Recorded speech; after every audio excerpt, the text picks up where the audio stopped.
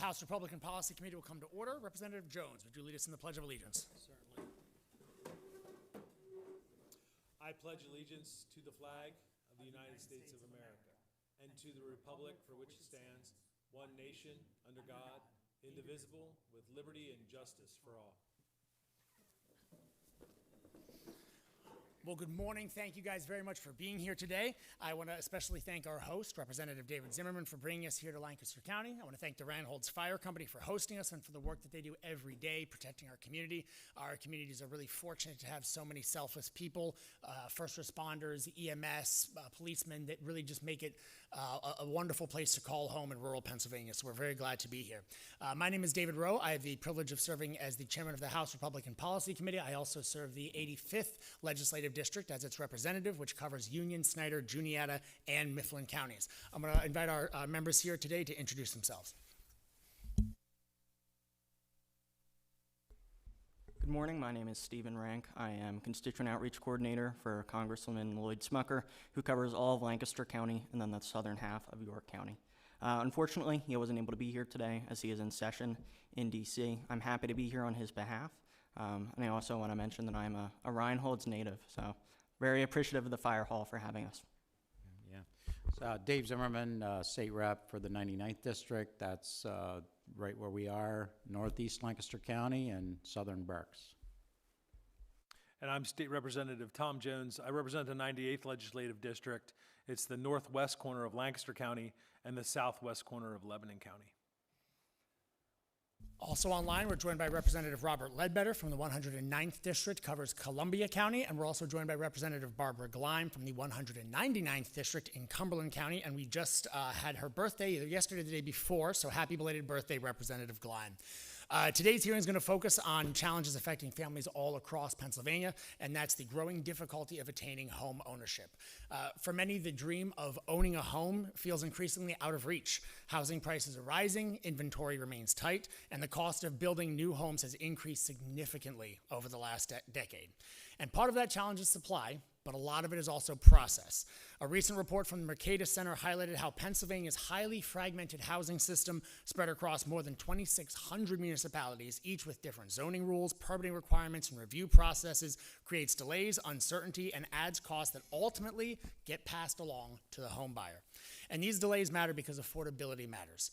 The report found that Pennsylvania's median income has increased 75% from roughly median house listing price from $185,000 in 2016 to approximately $325,000 by 2025.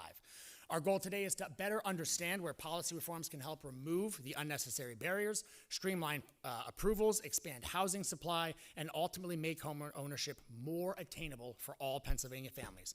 We appreciate you experts who have come here today to participate in the discussion and look forward to a productive conversation. We're going to start things off, Representative Zimmerman, with any opening remarks. Yeah, I just want to welcome everyone here. Really looking forward to the testimony, and Lancaster County really is, I think, unique from many other counties, and these guys that do some developing beyond just the Lancaster County borders know that, you know, each region, each area is just a little bit different from another. But some major challenges in Lancaster County. It's a county that we in the 2010 census we were at 500,000 people, and 2020 we were 552,000, I believe. So tremendous growth. At the same time, you know, there's a large interest in trying to preserve the best of farms here in Lancaster County, and also how do we, you know, provide housing, and how do we do that in light of lots of regulations and a long process and so forth. So really looking forward to it. I think we have a good group of testifiers. You guys all have kind of different issues that you'll talk about, but all issues that you face, and makes it much more challenging to, you know, get some building done and keep costs in line and so forth. So we're looking forward to the morning. So thanks, guys, for being willing to testify. The policy committee's job is to sort of be the fact-finding arm of the caucus. Our job is to come out to different parts of the state, learn about the challenges and issues facing those parts of the state, and also to learn from the people like you who are the boots on the ground, who best understand the issues, because what you share with us today allows us to go back to Harrisburg to pursue those meaningful policy changes, knowing that you guys, the movers and shakers, the people who make these things happen, if these are the solutions you're advocating for, they're solutions that we want to advocate for in Harrisburg as well. So I want to thank our panel for being here today. Each of you are going to bring valuable firsthand experience that we are very grateful that you're willing to share with us. First of all, we have Randy Hess, who's the president of Hess Homes. We have Cliff Weaver, who's the CEO of Landmark Homes. And we have Mario Massioli, did I say that correctly? Fantastic, who's the owner of Acorn Build Homes. I want to thank you all very much for being here today. We're going to turn it over to you guys for testimony. We're going to let you guys go for 3 to 5 minutes each, and then we're going to have questions from the members. And we were going to start off. I think, Randy, you're up first, correct? Randy, you're up.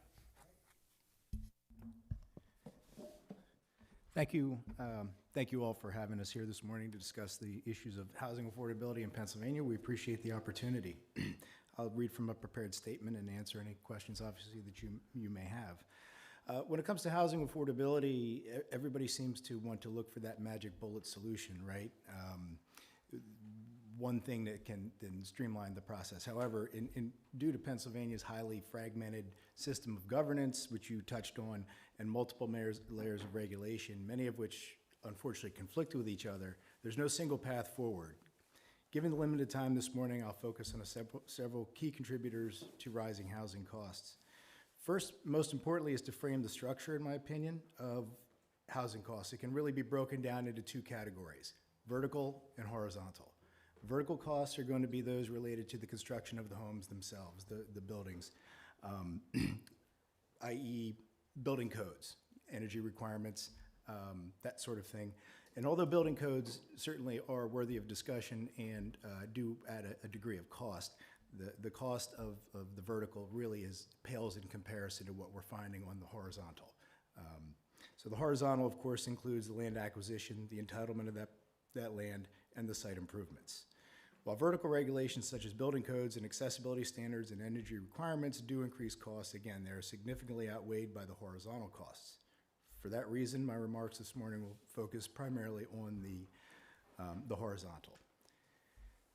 Number one, just touch on zoning constraints. One major issue when it comes to zoning is I call it the old concept of use by right in a zoning ordinance. Use by right still exists, but in practice it has been significantly restricted or in some municipalities eliminated through a process they refer to as form-based zoning. Most projects now require either a special exception or a conditional use approval. If you're working in a township that has adopted form-based zoning, in my opinion, it is essentially nothing but a conditional use.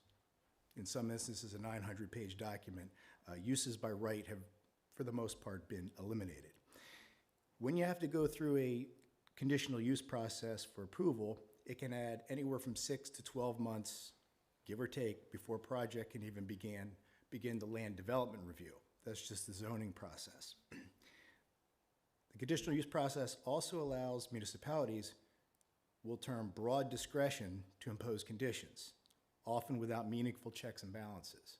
So conditional use, for lack of a better term, is a municipality saying, we will approve your project, but we want these conditions met.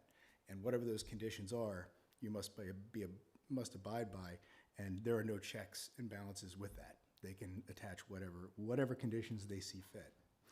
Although the Pennsylvania MPC does allow for some performance standards to be applied to municipal review periods, in many cases, one of the first steps we've seen recently in the review process is for municipalities to require property owners to sign documents waiving their right to enforce the MPC prior to plan processing.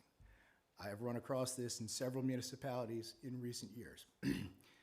Straight up, a document, you waive your right to enforce MPC review requirements, or we won't process your plan. That is also a large stumbling block. Zoning density levels, we can also touch on zoning, that's a zoning issue. They have simply not kept pace with the Lancaster County Planning Commission recommendations over the past 30 years. We're not even close. I would have to look at the data again, but I think we're averaging around 4 to 4.5 units per acre. Their recommendation was, for the last 30 years, has been 7.5, and so we're roughly not a little over 50% of the density they're recommending. When you talk about the land development process, moving on from zoning, developers, property owners may need approvals from up to 11 regulatory bodies, creating a lengthy and costly process. If a project is approved in under 2 years, that is currently considered a win on the development side. Due to the increasing complexity of the process, municipalities' reliance on third-party consultants has led to a lack of accountability and increased costs. Property owners are forced to compensate consultants upfront prior to review, starting without any framework for timing and reviews, schedules, or estimates of costs for services. The consultants often draft, interpret, and enforce all ordinances, consolidating multiple governmental roles into a single private entity. They serve as the legislative, the judicial, and the executive branches of government, all while being paid by the hour by the property owner with zero accountability for costs and timing.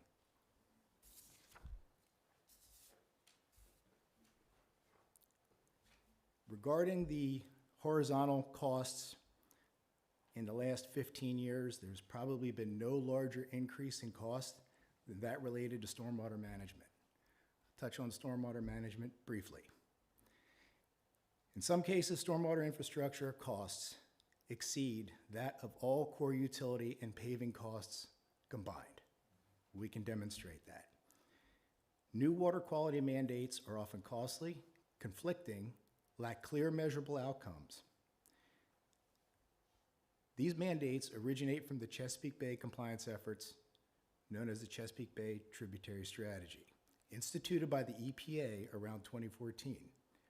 Yet the results for the policies enforced by DEP have not met the EPA requirements for reduction of loads by any metric. The answer from DEP has been to expand on the regulation that did not work in the first place, rather than pause and reassess procedures. There are many alternatives to the SWM stormwater management process that could reduce costs and at the same time provide exponentially higher returns on investment for water quality. However, there's not seemed to be a political will for such investigation. Alternative approaches could reduce costs, improve outcomes with better regulatory collaboration and some honest dialogue. Lastly, we'll discuss briefly the NPDES permitting process. The current NPDES threshold in Pennsylvania is 1 acre. If you exceed over 1 acre, you're required to obtain an NPDES. That burdens small projects, particularly those of an infill nature, the types of projects that should be a focus for growth. Neighboring states, that threshold is 5 acres. New Jersey, Virginia, Maryland. However, Pennsylvania remains 1. That is a large stumbling block. In closing, this has just been a brief review of several major regulatory drivers affecting the cost of housing. Addressing affordability will require reassessment of these systems to reduce unnecessary costs while maintaining essential protections for municipalities. However, what seems to be lacking is an appetite for honest dialogue and collaboration. Thank you. Thank you very much, Mr. Hess. Mr. Weaver.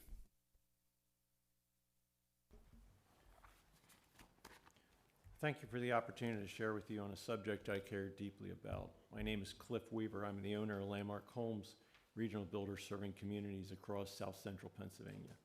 My brother and I founded Landmark Homes in '98 with the goal of giving every home buyer a custom home experience, regardless of the size or price of their home. Over the years, we have experienced both highs and lows of this industry. Today, one of the greatest challenges we face as a home builder in Pennsylvania is limited land availability and zoning-related constraints. Housing affordability is one of the most pressing challenges facing Pennsylvania today. It's estimated that more than 1 million households are cost burdened, meaning they spend over 30% of their income on housing.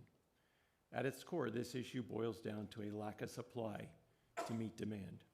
We believe one of the most effective ways to address affordability is to bring new homes to market, particularly for what we call move-up buyers. Move-up buyer is someone who has owned a home for several years, built equity, and is ready to purchase a larger home as their family grows. When they do so, they sell their existing home, typically an entry-level property, thereby turning inventory and making that home available to a first-time buyer. As supply increases, it can help ease cost pressures, improve affordability, and make home ownership attainable for the next generation. However, delivering new homes for move-up buyers presents several challenges. The maps in front of you show zoning across a few select municipalities in Lancaster County. As you can see, land zoned for development is highly restricted, and in some areas, only a small number of parcels are available for development. Even then, zoning does not guarantee availability, as many landowners are simply not interested in selling the land. So Trenton here has prepared a few printouts of some of the townships that we work in or work around. And we just want to demonstrate a little bit of some of the challenges we have in what we're going to call land availability. The first presentation he has here is at North Anvil in Lebanon County. And you can see the small number of areas zoned residential down in the bottom corner. And probably these are not served with sewer or water in those markets. A lot of those areas are also developed, and so there would not be any access to any more homes to be built in that area. So you can flip to the next one. Thank you. Next one is Strasburg Township. This is a lot of those areas in yellow are the only areas that could be developed. A large portion of those are already developed at this point. There's only one small parcel that hasn't been developed.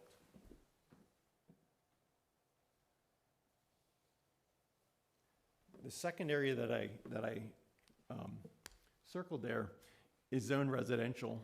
Currently, it's a cemetery. Although it's high density use right now, it doesn't help for the rest of us living.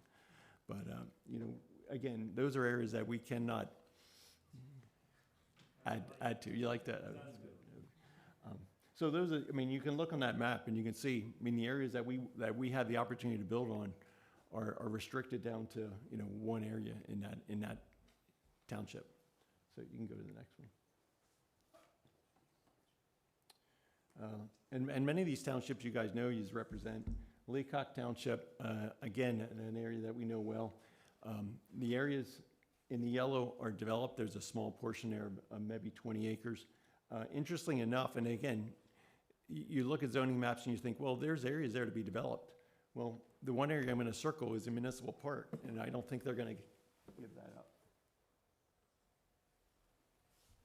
So we've written off cemeteries and municipal parks, and so again, you can see where we're limited in our growth opportunities here. Flip to the next one. This is Brecknock Township, an area township to where we're at, from close to where we're currently at. You can see the yellow in there. Those areas have been developed. There's no more open land there. The largest area is Hawk Valley Golf Course, and that's completely built out at this point. There's a couple areas.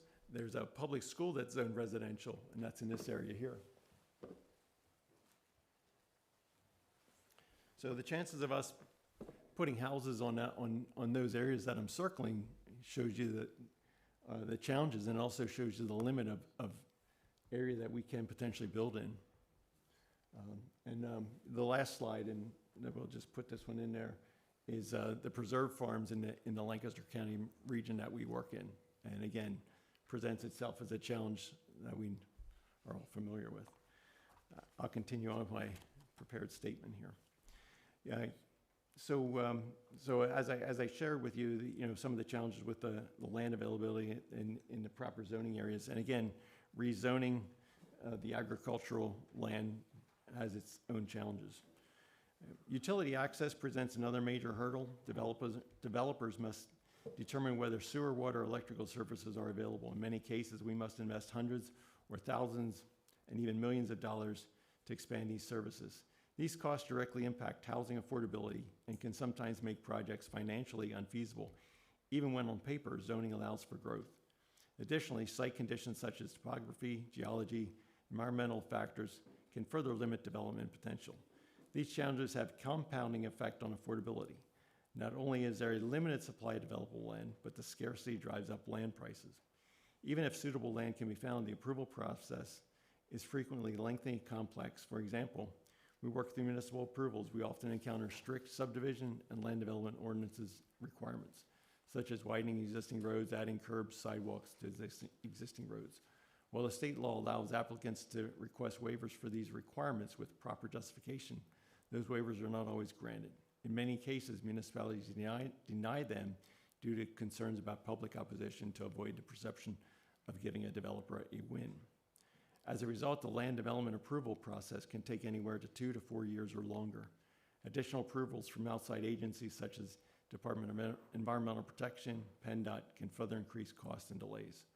While this process unfolds, developers are often carrying the cost of land, including interest expenses, which can increase acquisition costs by 10% or more a year. Although future land use planning occurs at both the county and local levels through comprehensive plans, these plans are not always implemented, often due to public opposition. This leads to zoning maps that are not consistent with anticipated growth, or in many cases, the actual growth and real needs of a municipality. There are several policy proposals and changes that I believe could meaningfully expand access to home ownership in Pennsylvania and address some of these challenges. First, we should encourage greater alignment between county and regional comprehensive plans and current zoning maps. If areas are identified for growth, municipal zoning maps should reflect that intent in a predictable and actionable way. This will also take development pressure off agricultural land outside the growth area, ensuring that farming and ag activities remain a key part of our state and local economies and culture. Second, we should strive for more consistency and predictability in the land development approval process. Establishing and enforcing clear timelines and objective standards for approvals and waiver requests would reduce uncertainty, lower carry and professional costs, and accelerate the delivery of new housing. Third, we should look for opportunities to expand infrastructure investment, particularly for water and sewer capacity and conveyance. Strategic public-private partnerships or targeted funding programs could help offset the upfront costs and currently make them more could offset upfront costs that currently make many projects unfeasible and also help to modernize aging infrastructure in many of our municipalities. Fourth, we should explore creative incentives for municipalities that proactively plan for and approve housing development. Communities that are willing to accommodate growth should be supported and highlighted as models for keeping Pennsylvania competitive as a place to grow families and businesses. Just about done.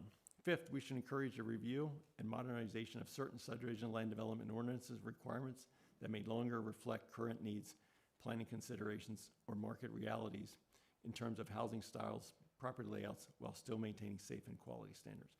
Finally, we should support policies that promote thoughtful mixed-use land planning and a variety of housing types, including single-family townhomes and attainable options, so that all home buyers have opportunities to enter and move within the market.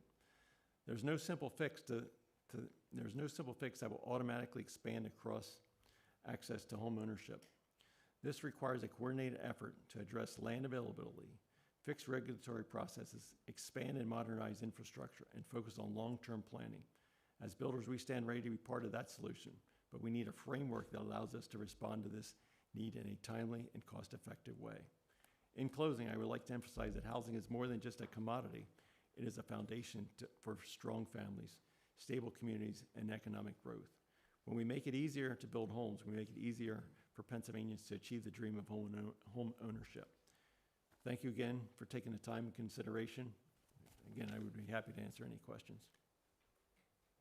Thank you, Mr. Weaver. Mr. Massioli. Good morning. My name's Mario Massioli. I'm the owner of Acorn Built Homes. I want to thank Representative Zimmerman for inviting me here today to meet with the committee and provide testimony and industry insight regarding specifically accessory dwelling units, or ADUs.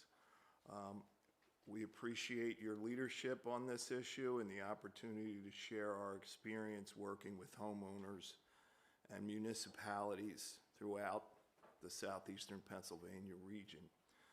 A little bit about the company, because it's important to provide some context for this discussion. Acorn Built Homes is a Pennsylvania residential design build firm. We specialize in accessory dwelling units, high-quality additions, and all kinds of custom residential projects. Our company was created to provide homeowners with a fully integrated and professionally managed experience from initial feasibility and permitting through design, construction, and project completion to remove the complexity associated from a construction as well as a township or municipality perspective from any kind of major residential project. We focus on delivering thoughtfully designed, fully code compliant structures that are built on permanent foundations and constructed on site using traditional stick-built construction methods. We're not prefabricated or transported in. Every project's customized to the homeowner's property, the municipality requirements, and the customer's long-term needs. The company is built around two principles. We're committed to delivering residential structures of the highest quality and craftsmanship. Our projects are designed and constructed as permanent extensions of a home and neighborhood fabric with full kitchens, bathrooms, utility connections, and move-in ready finishes. The other thing that we're about, and it's probably even more important, and not that our quality isn't a big focus, but equally as big, is the customer experience.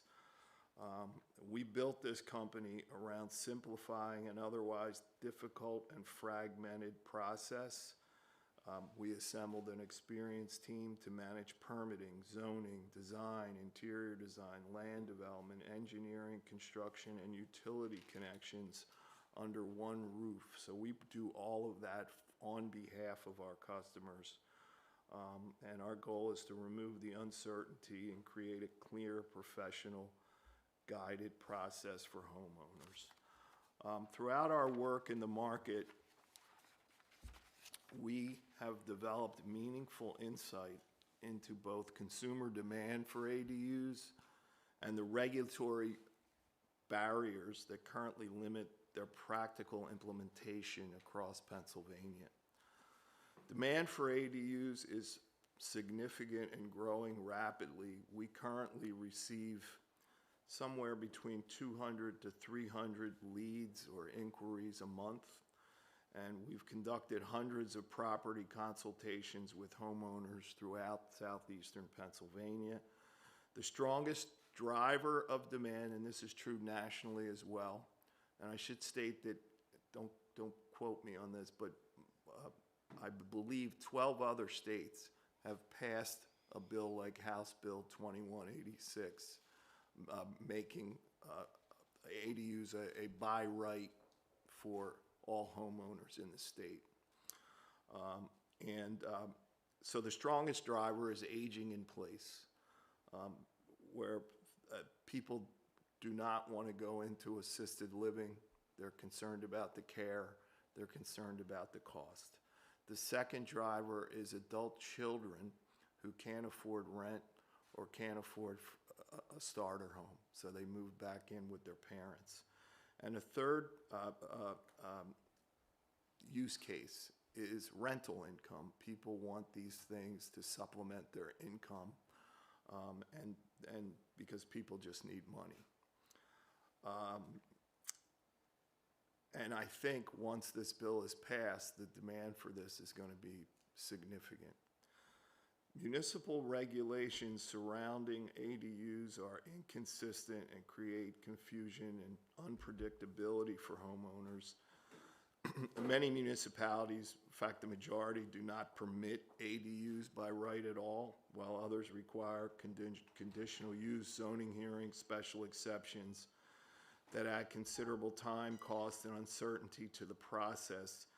In many cases, municipalities only permit ADUs as an attached extension of the house, the main house, which substantially limits design flexibility and prevents many homeowners otherwise viable properties from accommodating accessory living spaces. Homeowners are often surprised to learn that regulations can vary dramatically from one municipality to the next despite similar neighborhood and property conditions. Setback requirements frequently make otherwise appropriate ADU projects infeasible, particularly on smaller suburban residential lots. In many municipalities, rear yard and side setback requirements, which were probably put in place long before this concept of an ADU ever was a thought in anyone's mind. They leave insufficient buildable area for a detached accessory structure, despite ample room existing from a practical perspective.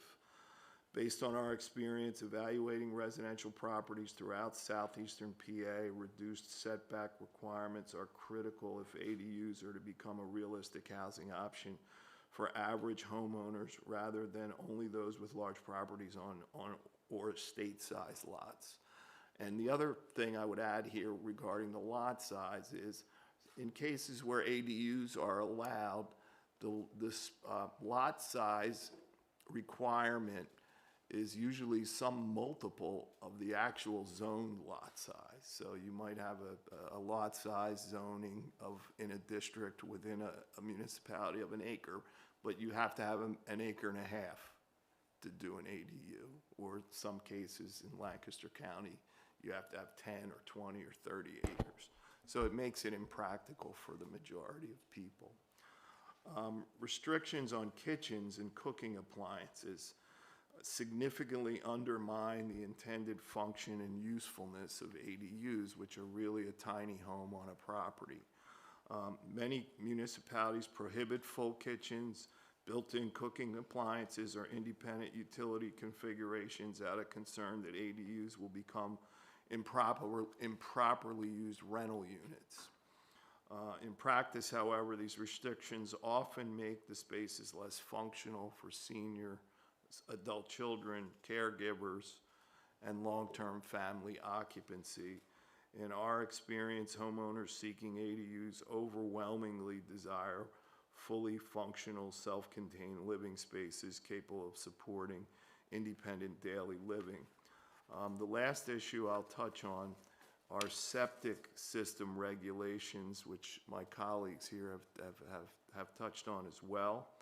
And approval processes currently represent one of the practical barriers to ADU construction in many areas of Pennsylvania. County level requirements, county health departments, and the Pennsylvania DEP processes associated with additions, secondary dwelling units, or expanded bedroom counts often create substantial engineering costs, extended timelines, and procedural complexity. In many situations, the cost and delay associated with septic approvals can make otherwise reasonable construction projects financially infeasible for homeowners. We've encountered numerous cases where residents interested in creating housing for aging parents or family members ultimately abandon the projects due to septic-related costs and uncertainty. And we've even lost customers who were signed customers who asked to get out of the deal because, you know, the septic-related costs that I'm talking about were just made it, you know, a non-starter. So again, I appreciate your leadership on this whole issue. I'm thankful for the opportunity to testify today, and thank you very much. Thank you very much, Mr. Massioli. I know we've got some questions up here. I'm going to turn it over to the members. They might ask you questions directly. They might ask the panel as a whole. You're welcome to jump in. We're here to learn from you. So even if you're not asked a question directly, feel free to chime in if you've got something to add, because you guys are the experts, and what you share with us, we're here to take back to Harrisburg. We're going to start things off with Representative Jones. Thank you. So, Mr. Marcioli, Mario, when you're talking about ADUs, and you hit on some of the requirements that are, you know, outside of necessarily the local zoning. Of course, you run into the local zoning issues with the whatever municipality you might be dealing with. However, do you also run into like the EDUs, like the number of? Can you speak to that to the EDUs? I mean, there's going to be other prohibitive factors in place, even if the House bill does pass. Correct. Some of these other, prohibitions to. It's not like you're going to put a tiny home in everyone's backyard. I live in that deep. We looked at Ag Preserve. I live in that dark red spot that was on the map over in East Donegal Township, but I live in a little town called Maytown, and some of the concerns there, having been a former township supervisor myself, as I've tried to educate myself on the rising demand for ADUs, some of the concerns I hear from residents and from local municipal officials is, in Maytown, of course, you'd be worried about parking, because it's, average of 1, maybe 2 cars per ADU, somewhere in that ballpark, but that adds up. I have learned, you're not going to be able to put an ADU in everyone's backyard, that sort of situation. But what do you run into when it comes to the EDUs and actually the utility hookups? Well, specific to public utilities, we usually don't run into a problem. It's as simple, we in most municipalities are required to connect to the utilities associated with the main house on the property. So we're tying into various access points for sewer as well as the water main and of course the electric panel. And we trench each of those connections from the ADU. In septic communities, where you're talking about EDUs, there are regulations that are not consistent around, how many EDUs is an extra bedroom, as an example. And in some cases, the house itself, when it was built, the main house, will have a requirement of 100 EDUs per bedroom. So say they have a 4-bedroom house, and that means they have 400 EDUs. And let's say their septic tank has 1,000 capacity. Well, in some, the DEP and in Chester County Health, as an example, if you add a bedroom, that counts as 400 ADUs.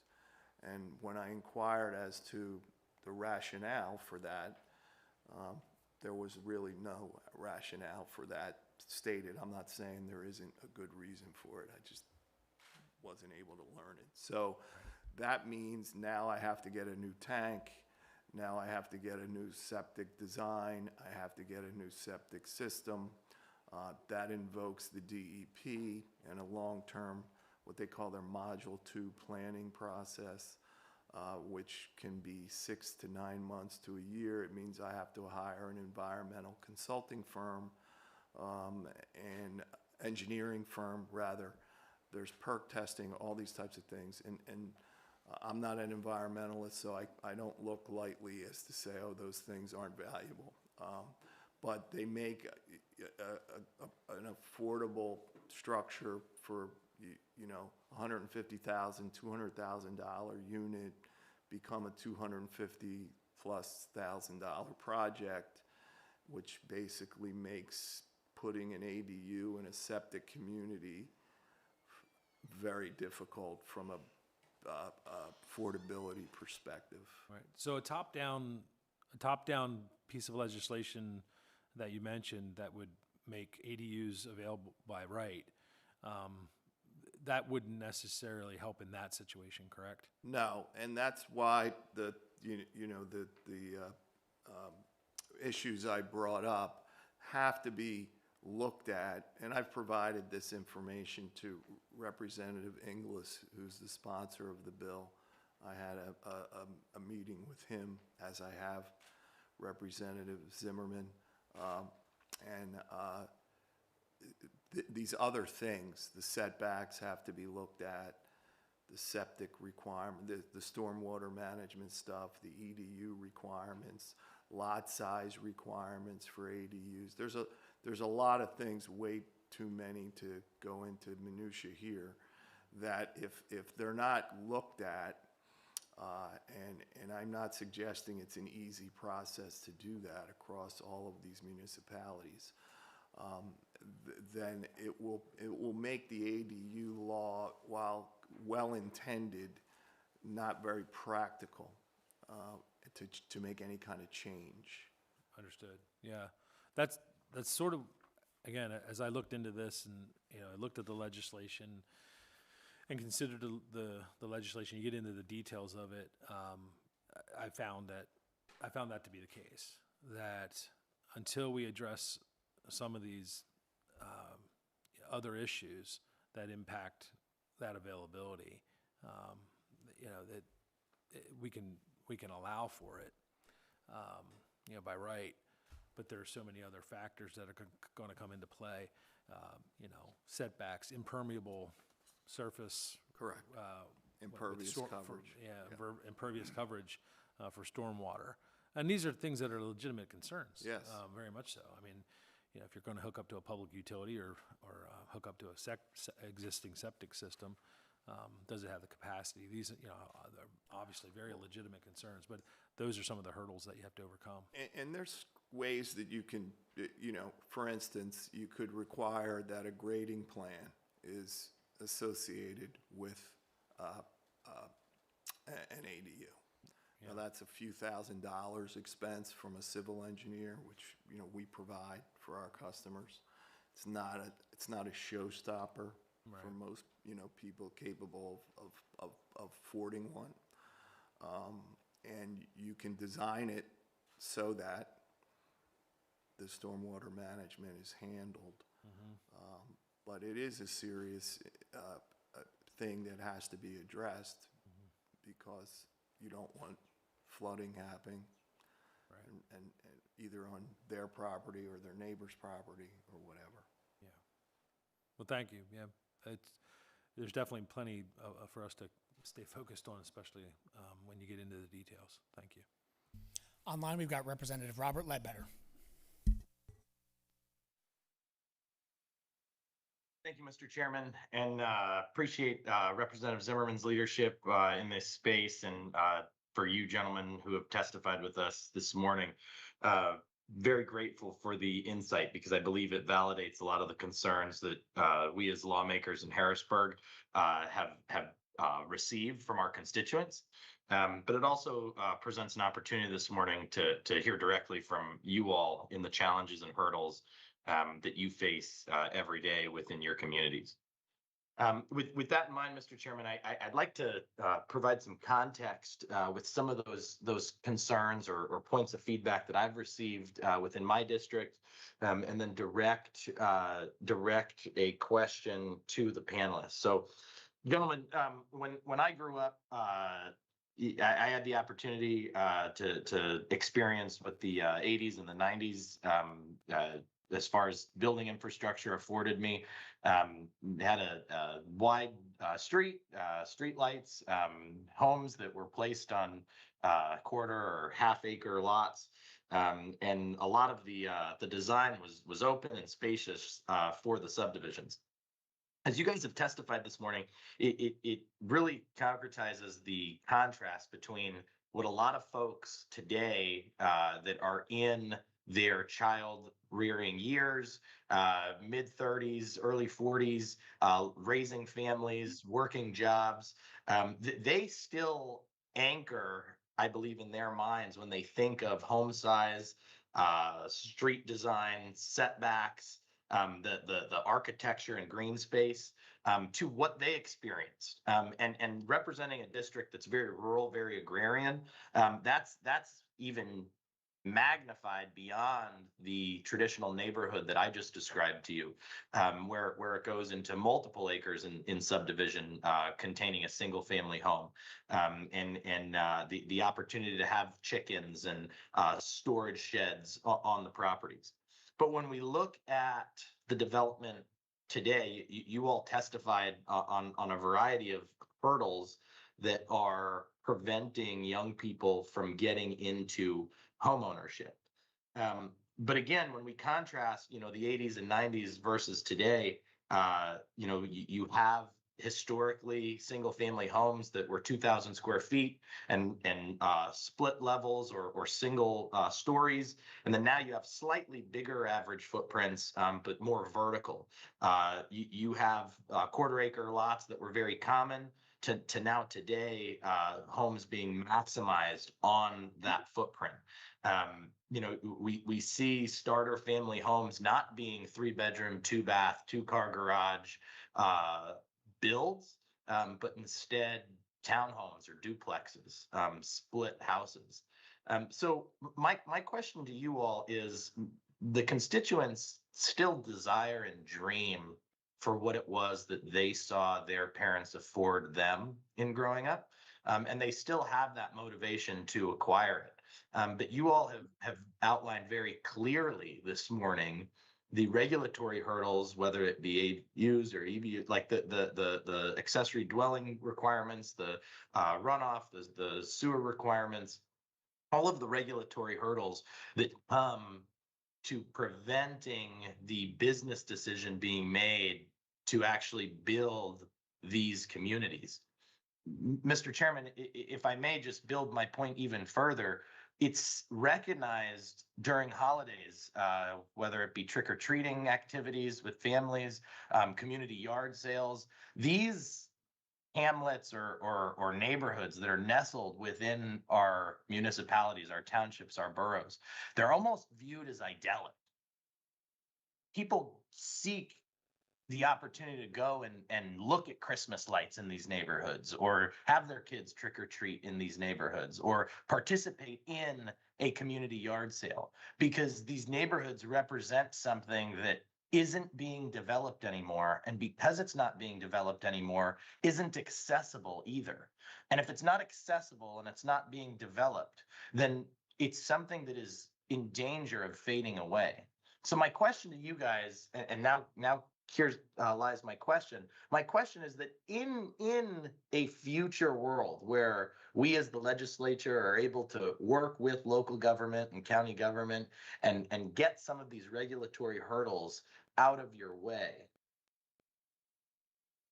would you still be prevented from developing these types of communities that were once standard across the American landscape? Or would profitability and other metrics prevent it from happening? And if it would prevent it from happening, can you speak to what those hurdles are and what your industry is considering in order to get over them? Or are we just done? Is the neighborhood of the 1980s and the 1990s dead, and the ones that exist? So where are we at? Yeah, thank you for that comment. Let me just address that a little bit in my testimony, and let me expand on it a little bit. Again, this is Cliff Weaver with Landmark Homes. And I've been building in the Lancaster market for 40 years.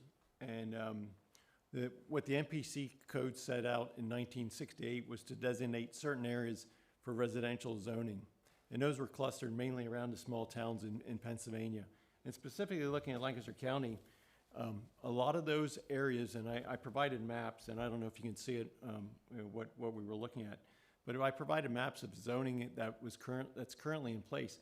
These areas have been developed, and so there is, we can't build the neighborhoods. There's no area that we can go and build in without getting zoning changes, and the likelihood of us getting zoning changes is pretty small. And so that's what's stopping us. We'd love to build, communities for the family to raise their family and have a dog in the backyard and an area to play, but we're not able to do it, not because of restrictions, not because of regulations, but because of zoning restrictions. And you can see on these maps, the limited areas, and what happens is those limited areas become highly valuable, and so that prohibits anybody from going and building some of the homes, the split levels, the bi-level homes you were talking about. So now we're forced to put larger homes on smaller lots. Yep. Thank you, Cliff. Randy Hess. So I appreciate your question. I couldn't agree more. And to be honest with you, Representative Ledbetter, I would love nothing more than to build those traditional neighborhoods again. On top of what Cliff, I'll expand on it, it honestly becomes a lot more of an economic driver, right? So if you are fortunate enough to land, to find a piece of land where you could build that traditional neighborhood, the cost to improve the land is so expensive that it really becomes an unattainable property for that young family. Understand it's market driven. So you've got, let's say you want to build let's call it an affordable single family house, $500,000, which is really almost not possible to build in Lancaster County, a $500,000 single family house. If I build a 1,800 square foot 2-story on that property, it's probably not going to appraise because the house is too small. And it can't be done. I was fortunate enough to land a small property, call it an infill, in Lancaster County where we got 10 lots of that traditional nature. We're just wrapping it up. Actually closed on the last one yesterday. 1/3 acre lots. That home sold for $970,000. Okay, we had to do a 3,200 square foot house on that lot just to justify the cost of the lot. That lot alone, and I'm not just talking about the physical cost of the stormwater infrastructure that was installed for that individual lot. If I go through the entire development process from day one, the engineering costs, the regulatory burdens of that stormwater facility, my cost is about $85,000 just for that stormwater facility for that one lot. That is a large burden. We haven't even gotten into the land development approvals, the infrastructure, the water and sewer tapping fees, that is strictly stormwater for one lot. And I would like everybody to digest that for a minute. When I have a customer come to me who owns a building lot and they say, I bought this lot, I'd like to build a house on it. And I say, did you look into the utilities and the stormwater yet? Well, no, we didn't. I wish you would have called me before you bought the lot. Because we have multiple projects. Hey, I have this half-acre lot. Well, guess what? You can't afford to build on it. Because on one single-family lot, not talking a development, 9 months to a year just for the process. Figure plus minus $30,000 just in engineering fees. Then the cost of the system, you're really looking at $100,000 to get your stormwater in for that lot, which often exceeds the cost of the lot itself. So this is where we've gotten. So my answer is, I would love nothing more than to build 1,500 to 2,000 square foot houses on a 1/3 acre lot. I agree with you 100%. We just physically cannot do it. And just to touch on where we are, I'm always skeptical of statistics. Always consider the source and we get their data, but 2025, median age of first-time home buyers in the United States. According to the Federal Reserve, the average age of a first-time buyer in the United States in 2025 was between 34 and 36 years old. According to Redfin and the Census Bureau, the median age was 35 years old. According to the National Association of Realtors, the median age for a first-time home buyer in America was 40 years old. I bought my first house when I was 18. We are a 60-year-old building company, family business. I'm passionate about home ownership. Development and building has been treated as a pariah in society, unfortunately. I have seen that turning a little bit in recent years, and what seems to be sinking in to a lot of people, particularly in this area, is their children and grandchildren are trying to buy a house, and they're shocked, and they want to know what happened. And we're trying to explain to them what happened and why this isn't attainable.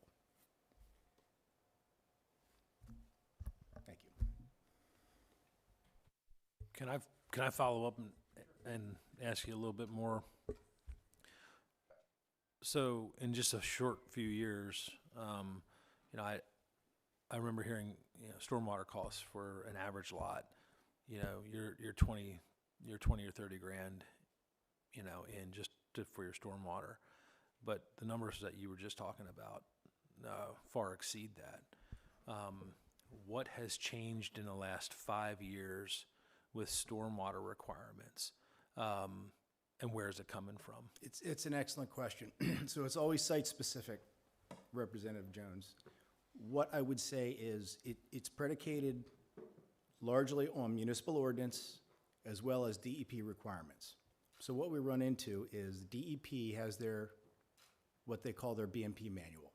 Right. That's what dictates NPDES and dictates stormwater. They update it regularly. Coming out of the 2014 Section 102 stormwater requirements, which I'll be honest, I've always referred to as the no engineer left behind law. Right. DEP set the standards. DEP allows up to 5,000 square feet of disturbance and impervious area without getting into what's called a major stormwater management plan. Most ordinances have a major and they have a minor. The municipalities then set a threshold.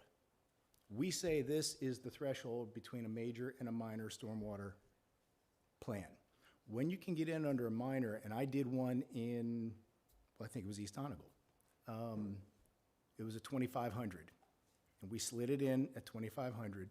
The stormwater cost was modest, $25,000, Okay. something of that nature. If you get into a major plan, now you have engineering involved. A minor plan is basically taken from a chart. Here's the stormwater bin you have to install. This is the impervious area. This is how big the bin has to be. It's a relatively, I call it, simple process for those of us who do this regularly. The costs are there, but they're mitigated, so to speak. Once you get into a major plan, now you're looking at 9 months to a year, $20,000 to $30,000 just in engineering, and that's just to get it approved. We didn't even get into the financial security and the release of that and the inspections and the as-built after the fact. So the question becomes, why do municipalities set the threshold artificially low when DEP allows 5,000 square feet? We're talking about scattered lots. I don't have that answer. I have a theory. I can tell you one municipality where the threshold is 1,000 square feet. If you go over 1,000 square feet, you have to do a full plan. That's it. There's no such thing as a minor plan. In my opinion, those are set by the consulting engineers for the municipality. It's the consulting engineer who sets the policy, writes the ordinance, gets approved by the municipality. Well, when you set the threshold at 2,500 or 2,000 or 1,000, not 5,000 where DEP allows, why would you do that? In my opinion, it's guaranteed workload. That's something that we should definitely consider at the state level. Just I mean, if pointing we it have DEP setting that threshold at 5,000. Correct. That perhaps is something that needs to be looked at so that that's the consideration that's applied Just to drive that home, evenly across the Commonwealth. I will drive that home with one quick story. I was at a municipal hearing at a township. It was not my project. It was somebody else. It was a homeowner who had bought a house whose impervious area was maxed out at 2,500. Of course, the homeowner was unclear. He wasn't of the regulations. Upset that he would have to do a full stormwater plan to add a garage. I heard a township supervisor, a man who I know and who I respect, he's a good man, tell that homeowner, our hands are tied. DEP only allows us 2,500 square feet. That township supervisor was not lying to him. He clearly didn't know himself what the rules were, because I'm quite sure they were told by the municipal engineer that it's 2,500. So these are the nuances, the unclarities that we run into, and trying to explain this to your average homeowner who just wants to build a house Right. is challenging. Yeah, I personally ran it. I ran into this too with the installation of patios, walkways, retaining walls, and so forth. You know, when that property is already maxed out on its impervious, the cost of even just putting a patio on a home jumps by $5,000 to $10,000 because you have to put in an underwater, or I'm sorry, an underground stormwater retention system. I don't mean to monopolize, I apologize, but on the That's good stormwater, information, thank on the stormwater side, the other conflict you have, and I'm sure Cliff can speak to it on a large-scale project, is the conflict between the updated BMPs and local ordinances. So you have townships who spend a lot of money, unfortunately, to update their ordinances when the BMPs came out circa 2014 or shortly thereafter. Maybe they spent $100,000, $150 to update their ordinance. Well, as DEP updates their manual every 2 years, it ratchets up the requirements on the NPDS. Now, we have an instance with a large project right now where the township and the township engineer is saying, we don't want any of that. We don't want it here. We don't want that applied in our township. It conflicts with our ordinance. However, we have to do it to satisfy the NPDS and the townships can't afford to update their stormwater ordinance every 2 years to keep up with the NPDS. So there's a project where we lost an entire year with the consultants bantering on how we comply with DEP while still complying with your ordinance. So we get caught in the middle of that. And honestly, there's an instance where the township's caught in the middle of it as well. I can't necessarily blame them. Representative Gleim. Thank you, Chairman, and I want to thank all of the panelists here today as well. I'm from Cumberland County, and we are expanding daily here with population and housing issues. And one thing that I've learned through all the panels that I've been on housing is that the extra costs associated with regulations and zoning are eating into the profit margins of all of the builders and making it impossible to build without being subsidized on one side or the other. Like either you need to be subsidized or the homeowner needs to be subsidized. And in order to actually afford a house today, coming from an agricultural perspective, the farmers in our area can't even expand their businesses and provide food and those necessary things in our area because of the NPDS regulations of just 1 acre. So I just want to put that plug in. I want to talk about something to solve the issue or help solve the issue. When I first got elected, we had real issues and still do to some respect with all of our firefighters and first responders. And a Senate bill came through called Senate Bill 6, where all of the people got together knowing that there was an issue, knowing that they needed changes, and they came up with an omnibus bill that targeted the problem and the issuers.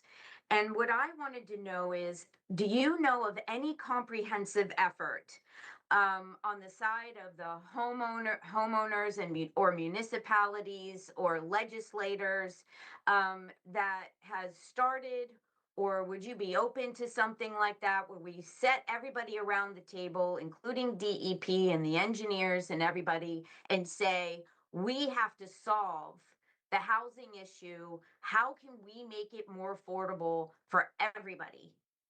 Have you heard of anything like that? I personally have not. I would be more than willing to have those discussions. I've been a fairly harsh critic of DEP over the stormwater management requirements. I would love nothing more than to sit down and have an honest dialogue with people at DEP to discuss their policies. I will say that DEP has done some good things. One thing they have implemented in replacement of the traditional stormwater management is a floodplain restoration program, of which I completed my first one. and I'm actually a huge fan of it. So I'll give credit where credit is due. I think that was a big step.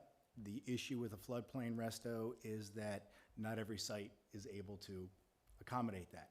However, there are instances where you could control your rate and volume, which is what stormwater management was started as, and do your water quality off-site. That would exponentially increase environmental benefit and reduce cost. And I think that's an important bifurcation of stormwater, because what has driven the cost of stormwater, in addition to taking up much more of the developable land, is the water quality standards. We all want water quality.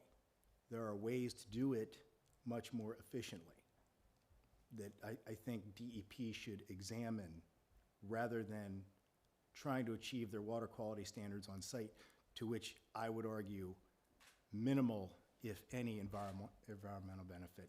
It's essentially paperwork. So to answer your question, I personally would love to have dialogue, as long as we are allowed to be open and honest. And as far as the relationship between our industry and agriculture, there's no reason it has to be exclusive. We can certainly work together. There's no reason at all. And I think some of the issues ag-related that you're referring to, we could help with, if we were only required to do rate and volume and could do those water qualities off-site. It would be a savings. I think it's worth examining. Thank you. That's great. And we also have about 1,500 municipalities, and every municipality has different ordinances. And so maybe there can be some general, changes across the state, and something that every builder can know that what they're going to be getting when they get to a municipality, that aligns then exactly what you said with the county, and then also then aligns with the state agencies that are creating those regulations. But I would really be thankful to have, work with the Senate, and maybe through this policy, forum, where we could put up some type of omnibus bill that helps regulate. We have to have regulations in most cases, but that they are standard across all of the state. So thank you for being here, and thanks for your testimony. Thank you, Chairman. Yeah, I'd like to address a little bit of the stormwater aspect of it. As Randy stated, the regulations continue to change, and it's really difficult to navigate through, because there are so many different aspects of stormwater. And currently, over the past number of years, we continue to look at infiltration aspects of it. And so on a project not too far from here, because DEP regulations changed in the past 2 years, it is now, the site did not have good percolation. So because of that, we had to double the size of our stormwater basins to accept the new regulations. And so what that did is it reduced our density that we could allow in there. But not only that, but it increased our costs substantially for that project, and we're probably a year and a half additional time to navigate through that, simply because there's no clear path. And again, the regulations are so driven by the site-specific aspects of it. And so what could be allowed in Randy's communities would be completely different than in ours. And so it takes our engineers to figure out what's acceptable through percolation and infiltration, and all that goes into that testing, which again adds to the time. And that's one component of it. I will still get back to, and I want to get back and focus on the aspect of, that's our job, is to navigate through these challenges, and there's reasons why they're in place. But our biggest holdup is, I'll refer back to the maps. I can't navigate through anything if I don't have any land to build on. I can't build a community if it's not existent. I mean, we're challenged, and we have engineers, and we have people that will navigate through it, as challenging as it is. But without a certain amount of zoning relief, we're done building. Thank you, and thank you, Representative Glenn. I got a couple questions myself, and I'll turn it over to Rep. Zimmerman then. One of the recurring themes because the policy committee has been tackling a lot of the affordability things. We've talked about anything from energy to childcare to healthcare to now housing. And one of the recurring themes is what you were pointing out with the regulatory side, the paperwork side, the compliance side. We had a policy hearing in Northumberland County a year or two ago where it was a husband and wife business, and the husband did the work and the wife did all the paperwork. So 50% of their family-owned business was just paperwork and just compliance. We were out at IUP, and they told us, it was anywhere from 20 to 40% of their workforce was just compliance work. The American Hospital Association reports that $39 billion in costs are attributed in healthcare only to compliance and regulatory paperwork and those sorts of things. So are we seeing that same bleed over into housing for any of your businesses? How many people do you have to have in the office just doing paperwork, just filling out reports, just complying? What is the ratio of people you have actually out there hitting nails to people that you have sitting in the office, making sure you check every I and dot every I, cross every T, just to make DEP happy? I mean, at this point, with the continued regulations on DEP and the requirements to inspect these on a regular basis, it added a whole nother layer of staff to us to do that on a regular basis, to the point that it's monitored, after every rain event, and then we have records of it. And so again, it's another layer that we have to monitor and review. And that's, those costs, right? Who pays those costs at the end of the day? I mean, the developer pays those costs. And then from the developer, So the home buyer, right? Right, and that creates a point where it's unaffordable. Yeah. So. And that's what I think a lot of people are missing. I read a very good article. I was trying to find it. I couldn't find it. But talking about all of these ideal, charming European coastal towns that people love to travel to and visit, that are walkable or whatever. And the article talked about how you could not build that in America, even if you wanted to, because whether it's stormwater issues or whether it's floodplain issues or whether it's setback issues or all of these things, all of these villages and charming places that people love to travel to, that's the ideal place. I'd love to live somewhere like this. You'll never be able to live anywhere like that in Pennsylvania because you couldn't build it even if you wanted to. And we haven't talked a lot about the construction of homes and some of the complexity that goes into those. And you talked about regulations. And so our process of doing the blower test door for the efficiency of the home adds another layer of several $100s to every home. Again, the efficiencies that we're required to build to have escalated to the point that it adds thousands and thousands of dollars that no one gets to see and no one understands. Part of it is, have we gotten to the point where we've raised the expense of building a home to the point that we've eliminated people that are living in substandard housing because we're looking for this ideal home and most efficiency? Would it be better for raising everybody up somewhat as opposed to only a few homes built at a high level? Mm-hmm. And again, it's something to question. There are other states that offer other alternatives to affordable housing expenses. Yeah, I will, just to piggyback on that, it's been a running joke in my office that I'm not a builder, okay? I'm a compliance officer. I have people work for me, they get to build things, which is what I thought I wanted to do. My entire week is spent on compliance. That is what I do. My focus should be elsewhere. So can we afford to hire more people to do that, adding another layer of overhead? We could. Finding the people with that expertise is easier said than done. There's no class or degree to get in land development in Pennsylvania. It's a trial and error. You learn it or you don't.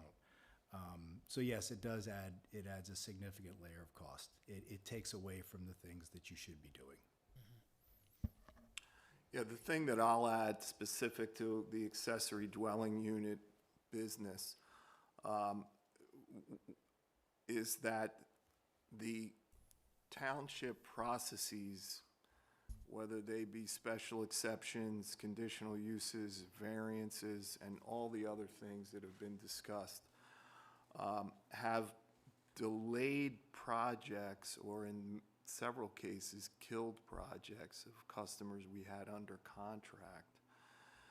So we spend an inordinate amount of time managing the customer and keeping them in the game and educating them. And the other thing it did was, for a new business, is it really thwarted my working capital, because I get paid as I make progress on a project. And we do that so we only take a small deposit and we do something, you pay us, and it's a good business model, but it makes being profitable quite challenging, to the point where after we had to actually make a business decision to create a service that we charge for, where we can assess the feasibility of a project, not just from a construction perspective, but from the township and zoning perspective, like all in. So we can tell the customer, this is what's buildable by right, because we no longer get involved. We had to make a decision not to get involved in anything other than by right construction, because we couldn't survive. And here is a pretty clear investment range for what that's likely to cost, all in, including township-related fees. The other thing that we did was, because we have the expertise of over 40 years of residential construction and design experience, 30 years design, we pivoted the building business to, we used to be, I haven't gotten new shirts yet, Acorn Tiny Homes. And this year we made the decision to become Acorn Built Homes, specifically so we could offer an array of construction services that, like remodels and additions, that could be more readily permitted. And we're not abandoning ADUs at all, and we're very excited about the possibility of that business. But we had to pivot to be able to have a business that was viable to pay our people.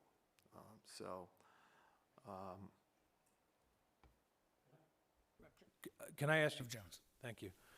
Quick question about tiny homes. It's related to what we're discussing. The definition of tiny homes. Is there a clear definition as to what they are? Are they a home, a house, or are they a mobile home? I see some smirks, but or are they? Do they have a VIN number? And are they So can you speak to tiny homes, and is there definition, or does that definition need to be clarified? Well, the answer is probably the latter, but as far as the tiny home market, not specific to this area, but in general, there are containers, there's mobile, there's prefabricated, and there's what we build, which are real homes on site. Stick-built on a foundation. Foundation, Right. built to code, fully finished homes. Most townships, most municipalities, for the most part, require it to be a stick-built structure if somebody's going to live in it, and not something that's prefabbed or on wheels or whatnot. Okay. So the definition of an accessory dwelling unit, forget the actual product itself, by most townships is something that somebody is going to live in full-time. Right. And has everything that a home would have, full bathroom, full kitchen, et cetera. But the term tiny home is not something that's specific to regulations, or it's more of a market term. Okay. So it's, yeah, so once again, we're back to definition being municipality by municipality, with 2,580 municipalities in Pennsylvania. And what, 1,600 of them having zoning? So 1,600 different definitions, and it might not even be addressed. Also, a quick question. When we were talking earlier about EDUs and hooking up to sewer systems, to public utilities, or to a septic system, if we do continue to go down the route of wanting to, advance the installation or the building of ADUs, I'm familiar that some tiny homes had their own, basically their own septic system, where it was a compact unit, almost like a compost unit. Is that a viable solution, and how does that come into play? I see Cliff shaking his head, so I'd love to hear your thoughts on this, and also Mario, like your thoughts. I'll go first. Okay, Randy. I'm not sure of the definition of a tiny home, to be honest with you. I think it is nebulous, and it could be. What I can tell you is that the tiny homes that we'll say that you see on TV, okay, they're not on a foundation. You know, they're on a frame, a mobile frame. What has always gotten me is they don't have to meet building codes. We have to build to IRC standards or in commercial IBC standards. Mario, if he's stick building, has to build to the IRC. The UCC, the adopted building code in Pennsylvania, that tiny home on we'll call it the mobile frame, does not have to meet that code. They fall under what's called an ANSI standard. And the ANSI standard oversees RVs. Okay. Okay, so in that format, you cannot build a code compliant, quote, residence because you can't meet the IRC. If you're stick building it, you have to meet the IRC, and I think that's probably the reason for municipalities requiring it to be stick built. But I think they're all sort of playing it by ear because it's new. They're trying to figure it out at this point. Yeah. Mr. Weaver, do you have a thought? It's, the tiny home isn't necessarily the space that we operate in. I think there's a place for it, and I think, I'm not opposed to it, but, again, not familiar with it in great depth. And Mr. Masioli, you've moved completely to stick build now. Is that correct? Well, we've been stick-built from the beginning. Okay. We chose to enter that portion of the market. We did a lot of research on every municipality from Lancaster up through Northampton County and everything in between before we opened the business. And we knew that, for the most part, there are some municipalities that require an accessory dwelling if they allow them to be mobile. But generally speaking, we didn't see a viable business, and we wanted to build that's not our DNA. We want to build, these are homes. We Right. provide real homes. We do a lot of work to make sure that they're beautiful and there's something the homeowner really enjoys, and they just happen to be on an existing property with an existing home. So that's where we decided to be. Thank you. My last question before I turn it over to Rep. Zimmerman, workforce-wise, what is the outlook for you guys? I mean, we've talked to a lot of employers, manufacturers that are either struggling to retain or outsourcing to other states because they simply can't find the workforce here. Are you running into that similar thing looking, 10, 20, 30 years from now? Are you going to have trouble backfilling your bench, or is the workforce here sustainable for what the industry needs? Well, I'll speak first from the business that we're in. The biggest bottleneck that I see into the future is being able to have construction expertise, general contractors, subcontractors, while maintaining the goal of attainability for these structures, for these homes. And as we grow, I'm always on the recruit for more general contractors to thread that needle. But it is a needle threading experience if you're trying to keep these attainable, which we have increasingly found difficult to do. Yeah, skilled labor trades are still a major challenge across the board. We've seen a lot of sentiment move in the primary education sector to more trade-related, which I think is a good thing. We've seen some progress, but is it enough to really make a dent? Every little bit helps. So skilled trades are a challenge, and I think 20 years they'll remain a challenge unless there's a cultural shift, to be honest with you.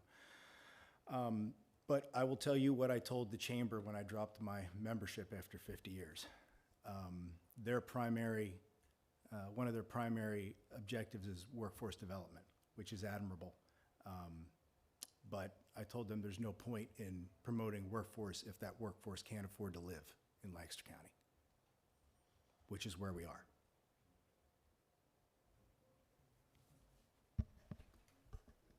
Yeah, I mean, I think, you know, Randy's correct in that, finding workers to step into that workforce in the aspect of home construction isn't on everybody's high list of things they want to do and work in 90-degree heat and day and night. So again, we continue to look and build relationships with tech schools and those type of things to pull people into the industry. You know, we are seeing a lot of trades from out of the area drive to our market, you know, and fill those gaps. But it does remain a challenge. Representative Zimmerman. The thing I will just add to that, as a business person, if there were less, I mean, building is hard, period. I mean, and it's complex, and as these gentlemen pointed out, we have to work through a lot of stuff, and we have people that can do that. But if, in the ADU space in particular, if the regulatory environment were more pragmatically more favorable, I would have built a much bigger company by now and be employing and way more people and benefiting partners, designers, architects, interior designers. So there'd be a lot more revenue in this business that would benefit people that work in it, would definitely create jobs and help small businesses outside of my own. Good. Well, I'd like to thank you guys for your testimony, some really good stuff and some really good dialogue here. Also, thanks to my colleagues for some really good questions. So, a couple things. Mario, before we move too far away from what you do, what is the square feet ranges that your units would be? Well, they can be as big as anyone wants them to be. Okay, so there's not a limit or But we kind of have a- standard models, and Okay. those standard models start as small as 240 square feet for a studio, a small studio, and go all the way up through 1,197 square feet for Okay. our 3-bedroom model. Okay, good, thanks. So just yesterday, I got a call from an individual, has a 2-3 acre lot, has a pond on it, has a creek, and it's an approved lot. It's been there for a long time. You know, they kind of use it as an area to have, you know, family and friends at the pond and that kind of thing. And so they decided they'd like to build a house. So after $20,000 trying to get stormwater approved and haven't even asked for a building permit yet, they get a letter from an engineer with 22 items to address. And they decided that's it, they're done. They're just not going to do it. And so one of the things that raises is if it's so complicated, at what point, you know, and we can talk about municipalities and individuals involved here, but at what point and where do individuals understand, you know, the whole tax base, because that's what makes a township work, a borough work, is you got to have some tax base. And if they're going to make it so difficult, we're not going to get as much of it, and then we don't have that tax base either. So just a comment there. Another thing is, I keep saying to DEP, what you guys don't do is you provide no certainty. They don't like that, but that's really where it is, and they keep changing that goalpost. And today, it seems like they cannot get enough of control. They just need to control everything related to, and Randy, you've alluded to some of that as well. The other thing they don't understand or nor care is that time is money. And you guys understand that better than most, that, you know, you're into these projects, and if you can't move them along, you still have holding costs and everything else related with that. And just maybe this last week or 2 weeks ago, DEP added another 500 miles of high-quality streams to their map. So again, if you're trying to build or develop anywhere close to all of that, as you guys know, that's going to add extra cost, extra time, extra everything. One of the biggest complaints that I receive is from individuals involved in the industry is about review engineers. Review engineers costing more than design engineers. I don't know, that sounds criminal to me, and I'm not sure how we move beyond that and what are some of the things we have to do. But I'd like to know, what can we do as a state related to some of this? And let me just give you a couple more, and that is, Cliff, you guys built Hawk Valley, and there's a township that has quite a bit of, you know, sewer capacity, and they've had that, but, and most everything that's zoned according to build is pretty much built out. And so the question is there any real long-term planning or thinking when you have that sewer capacity? Because I'm a big believer in, let's try and do our building and our development, our housing around infrastructure, your sewer, water, because they're huge, vastly expensive projects. Now, you know, Pennsylvania, you know, does do a pretty good job of coming up with monies for sewer and water projects. They are kind of a priority. But if we're going to have those, then why are we not planning a little bit further? And Cliff, you mentioned the comprehensive plan and working with municipalities and maybe, you know, having a little more dialogue on what does this look like, and doing some more long-term planning and thinking is some of my thoughts. Another one I'll give you is, there was a $30 million new sewer facility built between two municipalities, a borough and a township. And during the process, they decided to, from the sewer line to a village that DEP had required them to sewer, to make it a smaller line to save a little bit of cost. The challenge is, or what they haven't thought through maybe, is that the next municipality has a village that's also identified by DEP that's needing to be sewered. And so we just spent $30 million on a sewer plant, and there's no plan for any kind of growth. And so, again, what are some of the answers? What can the state do to help with some of that? We are a commonwealth, so it's, and that means there's local townships and boroughs, unlike some states where it's only, you know, county government.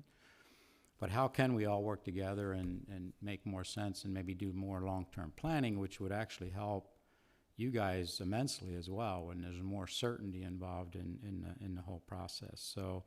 So those are just a couple things I kind of wanted to throw out. There were some really good questions, but I'd like to have, you know, a little bit of feedback on you know, what can we as a state do to maybe help counties or municipalities help you guys. And I know, Randy, you brought up the 1 acre to 5 acres, and yes, for an NPDES permit, all surrounding states, EPA's guidelines, if you disturb 5 acres of land or more, you need an NPDES permit, which is much more costly, much more time involved, as you guys all know. Pennsylvania is 1 acre, and it's been 1 acre. We disturb an acre, or more, you fall into that NPDS range. And so what happens is there's a lot of single lots that fall into NPDS permitting. So that, and we have a bill, as you guys know, Miller and I have that bill, and we really need to get it done. We need the Republicans back in charge so we can get it done, but those are some of the issues. And there's a lot more I could ask and say, but thoughts. Well, I'm glad you asked, Dave, because I have a few answers for you. Okay. Just kidding.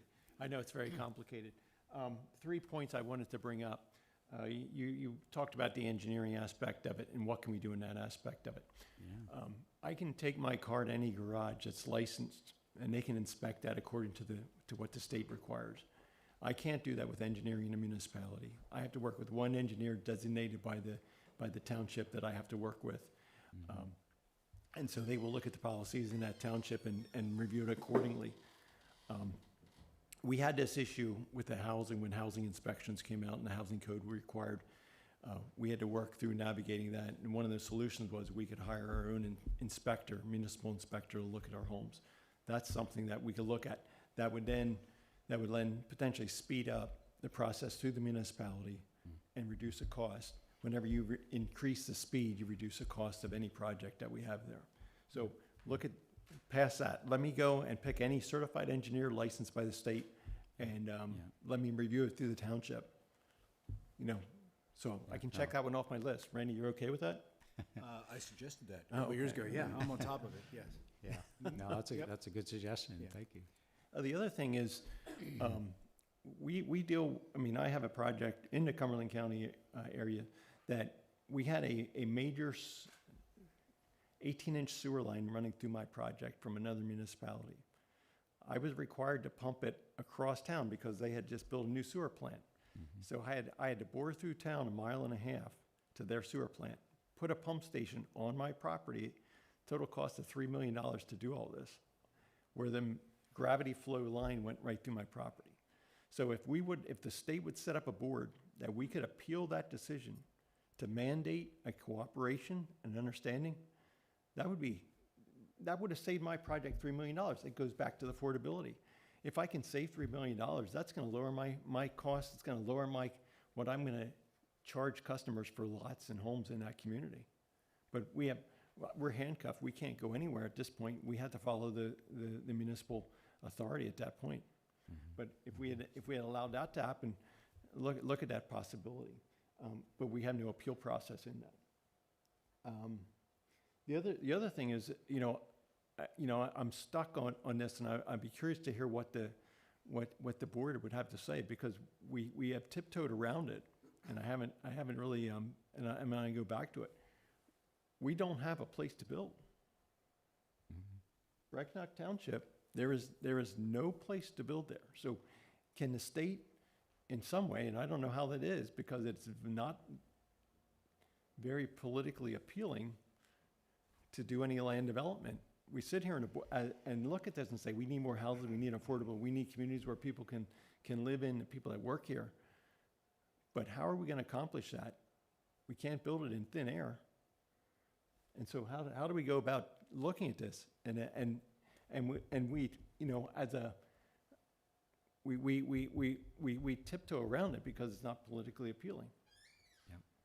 But how do, and so we can look at that and say, okay, well, we can take industrial land and maybe zone that towards high density housing, that kind of stuff. It doesn't create the homes where someone's going to live in with their family and their chickens in the backyard and those type of things. Yeah. Well, and again, with these expensive sewer and water systems, it just seems to make sense that there's a little more planning around that, and how do you just grow out from that, so which would really save a lot of costs. But What I would say, Dave, is unfortunately, in my opinion, a lot of that is done by design. To Cliff's point, whether it's zoning or utilities, it's done by design. This is how we can be compliant with the MPC and still not allow growth. We'll undersize the lines. We'll zone the local park and the cemetery residential, so we meet our MPC requirement for residentially zoned ground, even though we know it's not buildable. That's absolutely done by design in most instances. So without reopening the MPC, which is Yeah. a That's the daunting municipal, task. I yeah. don't know that you're going to get there, but I think we all need to be aware and acknowledge that that's done by design. Regarding the engineers, I'm with Cliff 100%. If the state allows us to pick a code enforcement official from a list of 3, actually requires, unless the township has their own in-house, they have to provide you a choice. We don't have that with engineering firms. You are stuck. That's who you get. So that would kind of create some competition, which would, Correct. And lastly, on the NPDS, I would suggest to you that if you polled Conservation District employees and said, are you in favor of a 5-acre NPDS versus a 1 acre, they would all applaud. Because they're not funded well enough to handle the workload that is being shoved on them. yeah. And because I think the conservation districts would applaud that and say, yes, please get these off of our desk. Yeah. Good responses. So this 40 or $30 million sewer plant has a 40-year loan from USDA, and with no plan for growth. And I see that as really problematic because you've got lots of capacity, and yet there's no opportunity. So to your point, Cliff, if there's a way that we could do more work together as counties, as planning commissions, as municipalities, developers, yeah. Are your thoughts are that they overbuilt the plant, or your thought, I mean, they overpaid for it? Because they designed it for their planning module that they put in place for the area. Right. Did they take that in consideration and overbuild it and now limit growth in that area? I mean, what are your thoughts? Yeah. I'm suggesting when we're designing something like that, because if we're not going to grow, it's overbuild. So if we're planning and building something like that, we should be planning for growth and know where that growth is going to come from. So we should consider a whole comprehensive plan, and including that, which would include where the development's going to be and what type of development, and a little more thought into long-range planning and thinking. So that's my thought. Yeah. One of the things that I wanted to add, which is a little different twist, I think, on your question of what can be done. And I'm a newcomer to myself, to this business. I spent my career in corporate America in the technology industry, in senior positions, all customer facing, whether it was channels, direct customers, or delivery. And most of those customers were very large enterprise customers. The whole DNA of the companies for which I worked, the expectations, the hiring, the training, the performance reviews, were all market and customer centric. Do you understand the customer? Do you understand their needs? Do you understand the partner system that also supports that customer related to what we do?